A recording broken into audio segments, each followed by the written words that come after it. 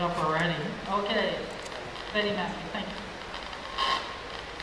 Good afternoon, everyone. Like she said, I'm Betty Matthews. I'm the officer for the Prescott National Forest. I've been here a little over a year.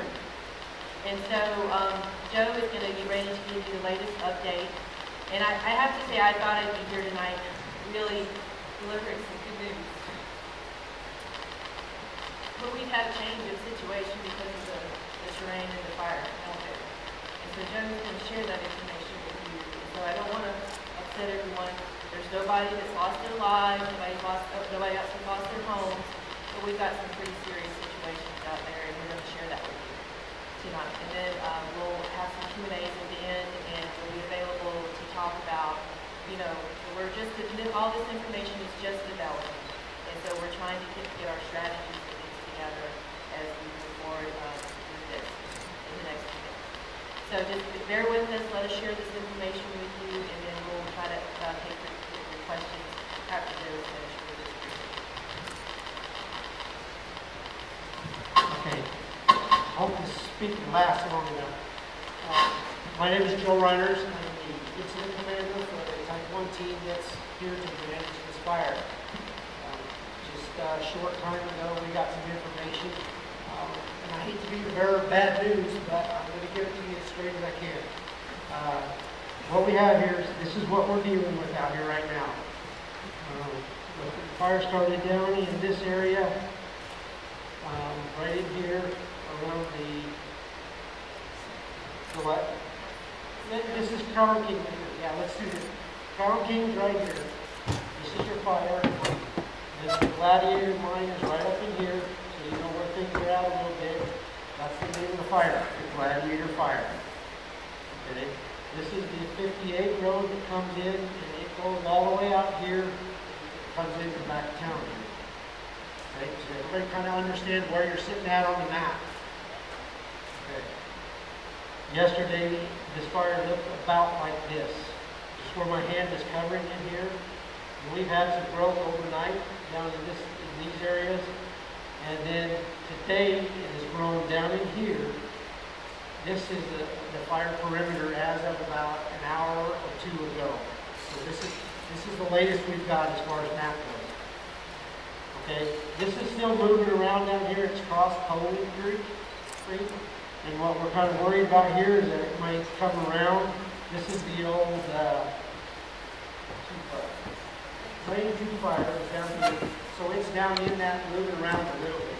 It's not moving around a lot in the Lane 2 fire. But with the terrain and everything, we're watching that real closely so it doesn't sweep around and come back towards the ground. Okay? This is our problem. This is pushed out today, and with that south winds that we had, we pushed it kind of north and a little bit west up into this area. This is a ridge line right along here. It's following the ridge line perfectly right out that area. And what it's been doing is it's throwing spots. Okay? And what you have here is this is one huge bowl. It has a lot of, you're going uphill towards Tower Mountain and towards Wildflower Ravine.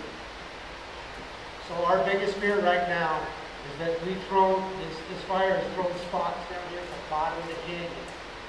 And if that fire gets established down at the bottom of the canyon, and we fully expect it will, what will happen over the next couple of days, it will become a terrain-driven fire. That means it's going to run uphill.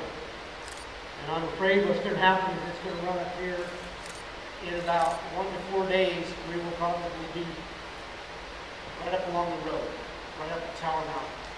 And we're trying everything we can to prep around Tower Mountain. There's been some fuel work done at both Wildflower and Tower. But I'm not sure that it's going to be enough. And we're going to be in there trying to get that improved over the next couple of days. But our biggest concern is that we don't get anybody in there. You guys know the area better than I do. But what I'm told is that it takes about an hour to get from here down back into Crown King because of the road conditions. I see a lot of shaking heads. That means this fire is going to move very fast. It's going to move uphill. We all know heat goes up, right? All that heat's going to come up here and it's going to pull that fire right up that hill. And I'm not sure that we can get in here and get that much done to protect those towers or get out of there fast enough. So we're going to be very judicious about who and how many people we put in that area. Our other big concern is once it breaks that ridge, it may come down and get down and start backing down towards Crown King. There has been some fires in this area up here, older fires, talking to the local fire management officer. There's some old fire scars and things like that in here, which is going to slow it down, but it's probably not going to stop it. So we're not out of the woods yet, but we're pretty solid along the fire line that started on Sunday, but we're not out of the woods yet with Crown King. So our evacuations are going to remain in place. We're going to try to convince those people who did decide to remain up there, we're going to try to convince them to come down because it's not a good place to be right now. We're going to be here more than a week. So you're planning for more than a week? I can't say how long the fire is going to be moving because there's so many variables that could stop it. What's the worst case scenario as it goes over here?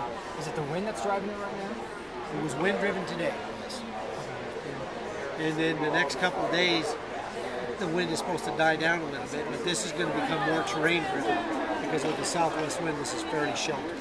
And with the trees there, it's fairly sheltered, so it'll start moving with the terrain rather than the wind. About 2,000 acres roughly? Roughly 2,000 acres. All right, thanks a lot, I appreciate it. You bet.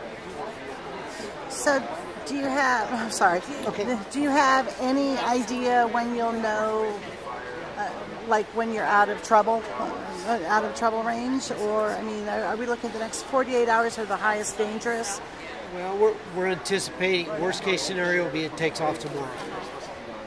After that, we're anticipating 1 to 4 days, 1 to 3 to 1 to 4 days, that it would probably be up here.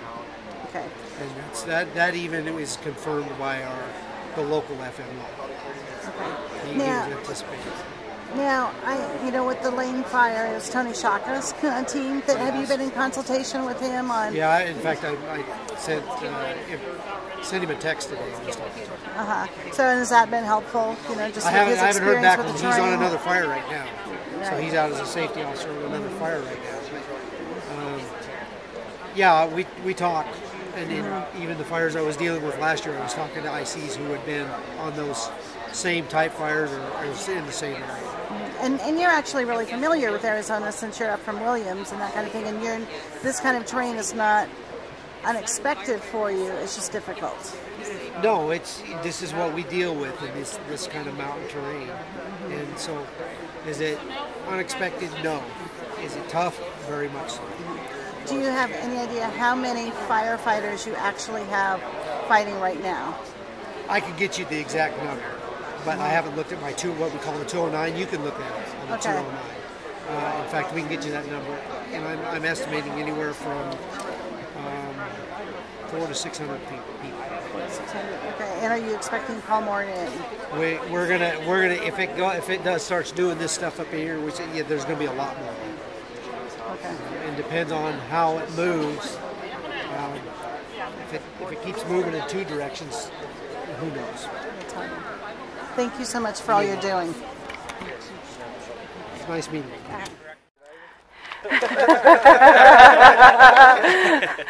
Okay, so why don't you tell me where you're from? Oh, we're here from Fort Hall, Idaho, southeast Idaho. We came a long ways. It was probably, over a 12-hour ride on the bus. And why did you come down? We come down here, this is going to be our first incident of the year. This is a pretty quick run. We gathered up some folks to get down here and make some money, protect some homes, and get back into things that we like doing and get into tune for the rest of the year. So are you all experienced firefighters then? Oh yeah, there's more than maybe just one rookie out of all of us here. Okay, and how many of you came down? 21. 21, and from Idaho, huh? Idaho. Okay, well you go up there and you be safe, and thank you very much. Yeah, thank you.